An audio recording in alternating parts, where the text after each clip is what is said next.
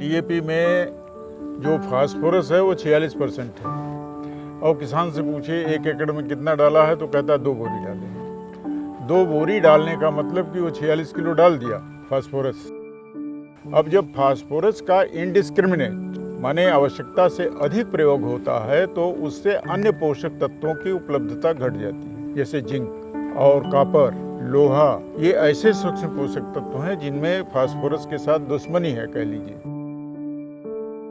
अगर वो एनपीके डालता है तो 12-32-16 है, उसमें जितना फास्फोरस मिला उसका आधा पोटास भी मिल गया, उसमें नाइट्रोजन भी है। डीएपी के बजाय मैं तो कहूँगा एनपीके का प्रयोग करें तो किसान ज़्यादा लाभ में रहेंगे।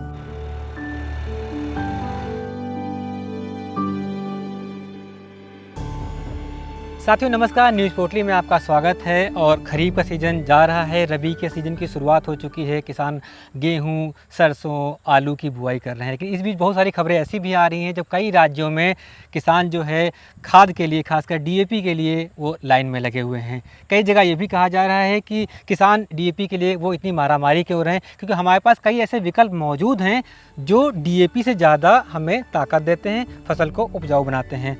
हमारे साथ आज मौजूद हैं इसी प्लांट न्यूट्रिशन पे बात करने के लिए डॉक्टर के तिवारी साहब, जो कि इंटरनेशनल जो प्लांट न्यूट्रिशन के जो इंस्टीट्यूट है उसके अध्यक्ष रहे हैं, प्रेसिडेंट रहे हैं पूरे विश्व के, और माटी के वैज्ञानिक हैं, प्रोफेसर रहे हैं। सर स्वागत है आपका न्यूज़ पोटली में, बहुत बहुत सारा। देखिए, ये बड़ा दुर्भाग्यपूर्ण है कि जब से हरित क्रांति आई है, ये 4-5 दशक से किसान क्या कर रहा है कि यूरिया और डीएपी का प्रयोग कर रहा है। अब डीएपी में तो केवल 2 पोषक तत्व हैं, नाइट्रोजन है और फास्फोरस है। 18% नाइट्रोजन है और 46% फास्फोरस है। तो ये दो तत्व लगातार देने से हो क्या गया है कि मिट्टी में अन्य पोषक तत्वों की कमी हो गई है, जिसमें पोटास सबसे महत्वपूर्ण है। अब किसान डीएपी अगर एनपीके वहाँ उपलब्ध भी है बिक्री केंद्र पर, तो वो डीएपी को प्रेफर करता है। उसको कितना भी समझाइए कि भाई एनपीके अगर आप इसमें डालें तो वो ज़्यादा बैलेंस्ड रहेगा, इससे जो उर्वरक प्रयोग कर रहे हैं उसकी दक्षता भी अधिक रहेगी, और जो पोटास के लाभ हैं कि बीमारी कीड़े की समस्या कम हो जाती है, फसल मजबूत हो जाती है, और ये जो मौसम बेमौसम हो रहा है, तपन की स्थिति कभी उत्पन्न हो जाती है। मार्च में ही आप देखिए गेहूँ पकने लगता है तो टेम्परेचर बहुत हो जाता है, तो दाने पतले पड़ जाते हैं।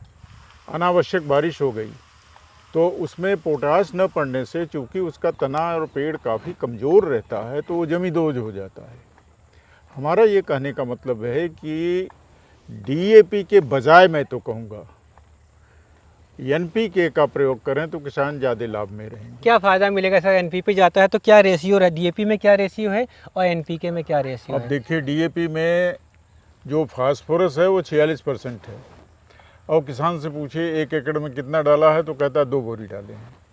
2 बोरी डालने का मतलब कि वो 46 किलो डाल दिया फास्फोरस, और 1 हेक्टेयर में वो जो डोज है उसने एकड़ में डाल दिया, वो हो गई 119 किलो, 120 किलो। कहने का मतलब जो रिकमेंडेड डोज है उसका दूना हो गई।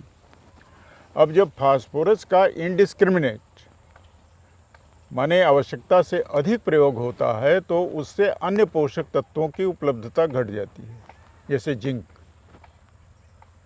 और कॉपर, लोहा। ये ऐसे सूक्ष्म पोषक तत्व हैं जिनमें फास्फोरस के साथ दुश्मनी है, कह लीजिए, अच्छा रिलेशनशिप नहीं है, तो इनकी उपलब्धता को घटाता है। दूसरा, दूना डोज डालने से उसका अनावश्यक पैसा खर्च हुआ, महंगी डीएपी है, और ये नकारात्मक जो रिलेशनशिप है पोषक तत्वों में, उससे उसका नुकसान हुआ। अगर वो एनपीके डालता है तो 12-32-16 है, उसमें जितना फास्फोरस मिला उसका आधा पोटास भी मिल गया, तो एक तरह से वो संतुलित प्रयोग होता है। उसमें नाइट्रोजन भी है, उसमें नाइट्रोजन भी है, तो तीनों पोषक तत्व मिल जाते हैं। और फ़ायदा ये होता है कि ये कॉम्प्लेक्स फर्टिलाइज़र हैं, माने जो जहाँ बनता है डीएपी भी और एनपीके भी, तो इसके दानेदार है, हर दाने की कंपोजिशन एक जैसी है। ऐसा नहीं है कि डीएपी डाल रहे हैं और पोटास मिला लें तो एक ही बात हो जाएगी, एक ही बात नहीं होगी। वो NPK का दाना जहाँ पड़ेगा वहाँ NPK, नाइट्रोजन, फास्फोरस, पोटास तीनों एक जगह पड़ेगा। चाहे सरसों हो, चाहे कोई फल हो, चाहे सब्जी हो, यहाँ तक कि आलू भी, उसके लिए ज़रूरी है कि आपका हर हाल में उसमें पोटाश डाली जाए। पोटाश नहीं तो रंग नहीं आएगा, पोटाश नहीं तो हो सकता क्रैक कर जाए, पोटाश नहीं तो सरसों में तेल नहीं आएगा, पोटाश नहीं तो फल में चमक नहीं आएगी, हो सकता है मिठास पे भी असर पड़ जाए। इसलिए आपको उसको तो देना ही देना है। अब आप पे तय करना है कि आपको ज़्यादा पैसे लगा करके DAP डालनी है, लाइन में लग के DAP डालनी है, या फिर आप NPK का विकल्प आजमा सकते हैं। अब देखिए DAP की बात ले लीजिए पहले तो।